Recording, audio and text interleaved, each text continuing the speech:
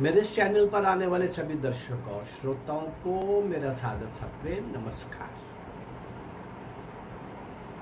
1757 से 1947 190 वर्ष का कार्यकाल और इस बीच का एक क्रमबद्ध घटनाओं का विवरण आपके सामने मैं रखता चला रहा हूँ। कल मैंने गीत दिया था और परसों आपसे मैंने वायदा किया था कि अब मैं इसी कालखंड की 1757 और 1857 के बीच के कालखंड की जब मैं घटनाक्रम बता रहा था तो एक रेफरेंस बार बार आ रहा था। दक्षिण की महारानी, कैतूर की महारानी चेन्नम्मा किस प्रकार से, किस तरीके से उसने अपने आप को सारे विश्व के अंदर एक अलग प्रकार का उदाहरण प्रस्तुत करने वाली शौर्य और वीरता का प्रतीक महारानी चेन्नम्मा, कैतूर की रानी चेन्नम्मा, भारतीय स्वतंत्रता संग्राम में, भारतीय स्वतंत्रता संग्राम के इतिहास में अनेक एक से एक बढ़कर के वीर हुए, नायक हुए, नायिकाएं भी हुई एक से एक बढ़ करके। उन्हीं महान वीर नायकों में से एक कैतूर की महारानी चेन्नम्मा। चेन्नम्मा साहसी महान तो थी ही, अंग्रेजों के साथ जिस वीरता के साथ उसने टक्कर ली,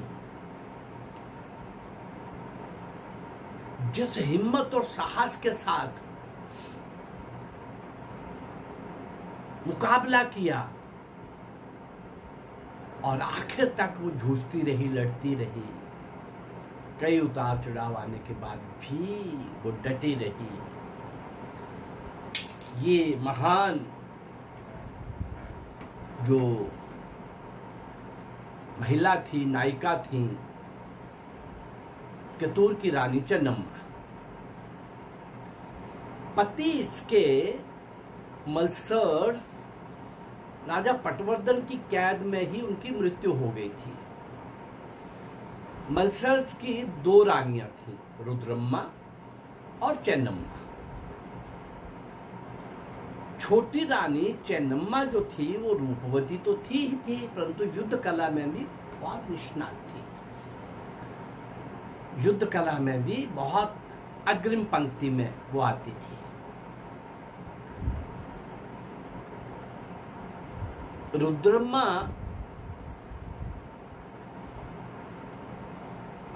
चेन्नम्मा के संतान जो हुई, पति तो पहले चले गए थे लेकिन पुत्र का भी निधन हो गया। अब दूसरी रुद्रम्मा का एक बेटा उन्होंने गोद ले लिया, उसी को अपना बेटा मान लिया, उसी को अपना बेटा मान लिया। रुद्रम्मा का जो पुत्र था उसका नाम था शिवलिंग मलसर्स, लेकिन उसका भी निधन हो गया। पर उसके निधन से पहले उसका एक बेटा गुरुलिंगम मलसर्स के नाम से अडॉप्ट कर लिया था, गोद ले लिया था। उसका गोद का रस्म भी अदा हो गया था, बाकायदा कार्यक्रम हुआ था कि रानी चेन्नम्मा ने ऐसे एक पुत्र को अडॉप्ट किया है, गोद लिया है।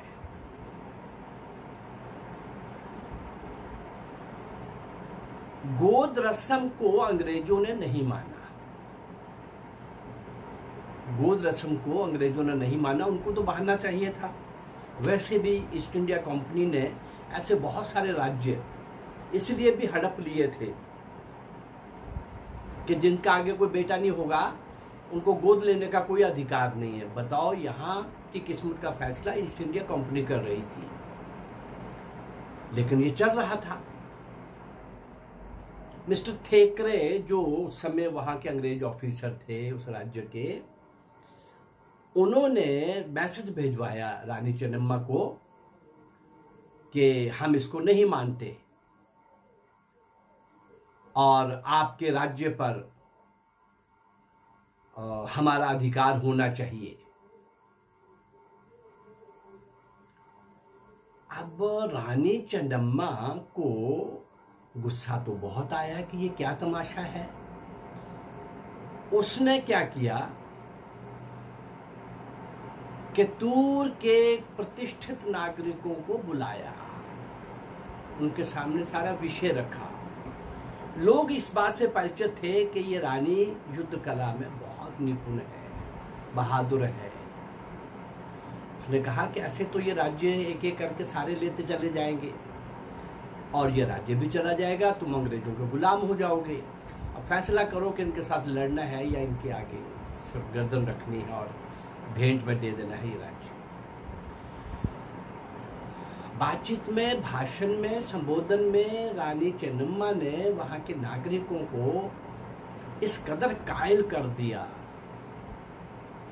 पूरी तरह से उनको कन्विंस कर दिया, संतुष्ट कर दिया और सारे के सारे आए हुए नागरिक एक निर्णय हुआ सर्वसम्मति से कि नहीं, हम आपकी सहायता करेंगे, आप आओ फ्रंट लाइन से लीड करो। चेन्नम्मा को बोला, आप हमसे जो चाहते हो बताओ। वहीं पर संगठन बना, वहीं पर चेन्नम्मा ने फौज के गठन का निर्णय लिया और अपनी सेना का संगठन शुरू हो गया। गुरुलिंगम जो उसने गोद लिया था बच्चा, अब अंग्रेजों को मैसेज तो देना था ना, उस गोद लिए हुए बच्चे का राज्याभिषेक, राज तिलक कर दिया। सीधा मैसेज चला जाए कि भाई हम तो इसी को राजा मानते हैं, यही हमारा राजकुमार है, हम नहीं और किसी को मानते। अब ये मैसेज थैकरे के पास जब जाता है कि बच्चे का राज्याभिषेक हो गया, बुखला उठा। उसने बुखलाने के बाद एक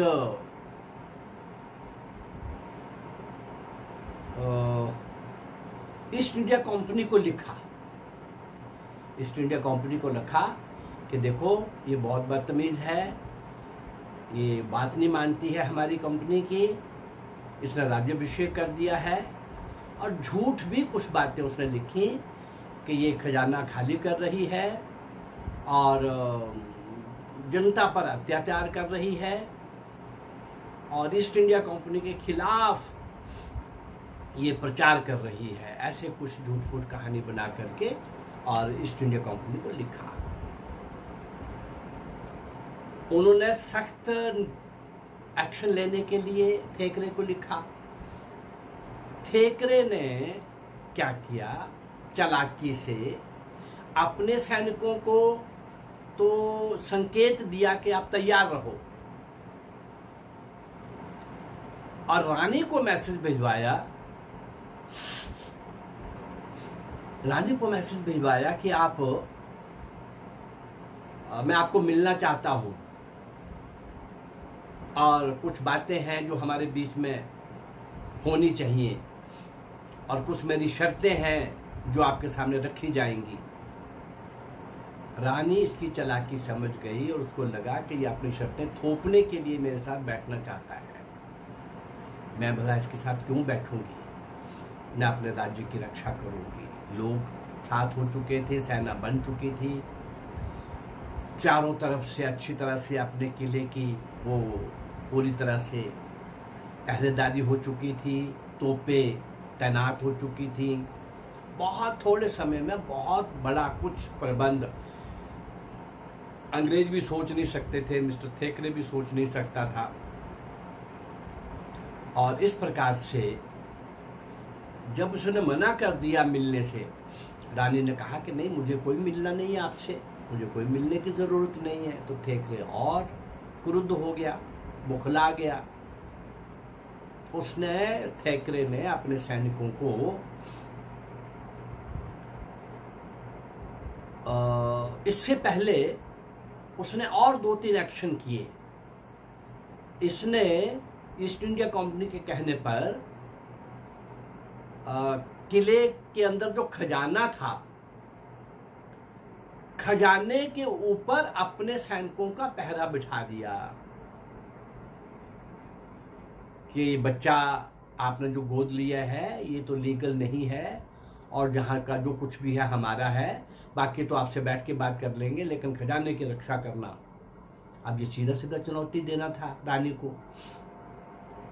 प्रशासनिक जो पदवियां थी, पद थे, उनके ऊपर भी अंग्रेजों ने अपने अधिकारी बिठा दिए ईस्ट इंडिया कंपनी के। अब ये सब कुछ बड़ा एक युद्ध की ओर मसाला तैयार हो रहा था। रानी भी समय ले रही थी, इनको उसको पता था कि इनके पास बहुत तोपें हैं और बहुत प्रबंध है, सेना है, एम्युनिशन है। उसी बड़े पैमाने पर रानी भी लगी हुई थी। जब ना मिलने का अंदर से संदेश आ गया, रानी ने कहा कि नहीं, मैं नहीं मिलूंगी। तो बहुत बुखलाकर, गुस्से में आकर के अपने सैनिकों को मिस्टर ठेकरे ने बोला कि गेट तोड़ दो, आंधी की तरह, तूफान की तरह गेट तोड़कर, दरवाजा तोड़कर अंदर घुसो और काचरमोनी की तरह काट दो इनको। इनकी ये हिम्मत ईस्ट इंडिया कंपनी के सामने खड़े होने की और हमें बात बात के ऊपर चुनौती देने की, वगैरह वगैरह। अपने सैनिकों को उसने पूरी तरह से तैयार करके आह्वान किया और ठेकरे ने कहा कि भाई टूट पड़ो। दरवाजा तो उनसे नहीं खुला, लेकिन इसके पहले कि इसके तोप के मुंह खुलते, रानी ने अंदर अपने सैनिकों को कहा, वो दिन आ गया है जब माताएं अपने पुत्रों को जन्म देती हैं और वो पुत्र अपनी मां का ऋण चुकाने के लिए कैतूर का राज्य, कैतूर की धरती की रक्षा करने के लिए वो समय आ गया है। इससे पहले कि वो दरवाजा तोड़े, आप दरवाजा खोलकर सीधा तोपों के मुंह के आगे पहुंच जाओ और उसके जहां से ऑपरेशन होना है उन एक एक को मार करके वहां पहुंचो, तोपों के ऊपर कब्जा कर लो और तोपों का मुंह मोड़ दो। इससे पहले कि ठेकरे के सैनिक दरवाजा तोड़ते, अंदर जाते, आंधी तूफान की तरह जाओ, गाजर मूली की तरह काटो, ये मिस्टर ठेकरे का ये स्वप्न पूरा होता, उससे पहले बिजली की तरह कड़कते हुए, चमकते हुए रानी कैतूर, रानी चेन्नम्मा के सैनिक दरवाजा खोल करके तोपों के ऊपर कब्जा करके, तोपों का मुंह उस तरफ करके वहीं पर शुरू, अभी अपनी तोपें इनकी अंदर है। बहुत बड़ा नुकसान ठेकरे का हुआ, बहुत सारे सैनिक मारे गए और मिस्टर ठेकरे भी मारा गया। मिस्टर ठेकरे भी मारा गया। इस प्रकार से रानी चेन्नम्मा का वीरतापूर्ण, साहसपूर्ण, फ्रंट लाइन पर रह करके लड़ने की वृत्ति से, बहादुरी से, साहस से, हिम्मत से जो ये बड़ा युद्ध, बहुत बड़ा युद्ध था और बहुत अंग्रेजों के पास इनके मुकाबले में ज्यादा सामग्री थी, ज्यादा सैनिक थे, ज्यादा तोपें थी। ये सब होते हुए भी रानी चेन्नम्मा ने स्वयं की बहादुरी से और अपने बहादुर सैनिकों के द्वारा जो करिश्मा करके दिखाया।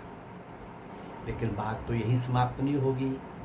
अब ये चुनौती तो ईस्ट इंडिया कंपनी को थी, जो भारत के अंदर आके अपने पांव पसार रही थी, और एक महिला ने उनको इतनी बुरी तरह से परास्त किया था, बहुत बुरी तरह से। ये बात ईस्ट इंडिया कंपनी को, महारानी ने उनको एक पत्र लिखा। इस बीच में 2 उनके ऑफिसर भी पकड़ लिए गए, 2 अंग्रेज ऑफिसर पकड़ लिए गए, और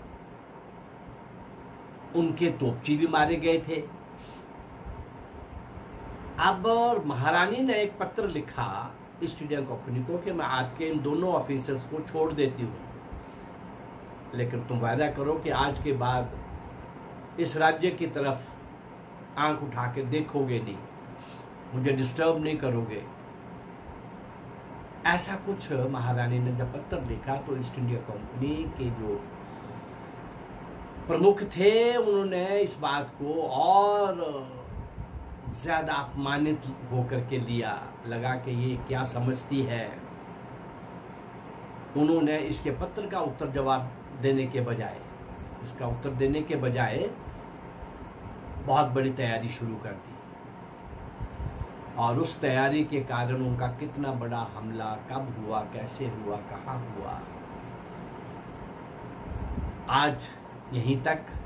कल हम महारानी चन्नम्मा का बहुत बड़ा चुनौती भरा जो और एक उनकी परीक्षा जो थी, उस परीक्षा को हम कल देखेंगे। 190 वर्ष का ये कालखंड, और इस 190 वर्ष के अंदर ये 1824 को हुआ हमला। मैं 1857 के आगे भी बता चुका हूं, अभी पीछे से लेके आ रहा हूं। 13 अक्टूबर 1824 को ये हमला हुआ। इसके बाद और एक बड़ा हमला होता है, क्या होता है, इसको हम कल विचार करेंगे। मेरा ये प्रयास उन महान क्रांतिकारियों को श्रद्धांजलि देने का, स्मरण करने का, आपके सम्मुख लाने का, जो जिनको इतिहास में स्थान नहीं मिला, कहीं भी उनको पढ़ाया नहीं गया, बताया नहीं गया, दिखाया नहीं गया, समझाया नहीं गया। मेरी ये कोशिश है कि उन महान क्रांतिकारियों को, अज्ञात नीम के पत्थरों को, उन साहसी भारत माँ के सपूतों को हम स्मरण करें, और उनको स्मरण करने के बाद आज की जनरेशन को ये पता लगना चाहिए कि गांधी और नेहरू के कारण देश की आज़ादी नहीं मिली। वो क्या क्या है, क्या क्या उन्होंने किया है, ये मैं हर बार आपके सामने रखता हूँ। पर इस आज़ादी के पीछे बहुत बड़ी कुर्बानियाँ, बहुत बड़ी शहादत, एक लंबी श्रृंखला शहीदों की, स्वतंत्रता सेनानियों की, भारत माँ के सपूतों की, उन सपूतों को सामने लाने का, उन नायक और नायिकाओं को सामने लाने का प्रयास मैं जो कर रहा हूँ। अगर ये मेरा प्रयास आपको अच्छा लग रहा है तो आप मेरे इस चैनल को लाइक करिए, सब्सक्राइब करिए और इसको शेयर करिए। नमस्कार, जय भारत, धन्यवाद।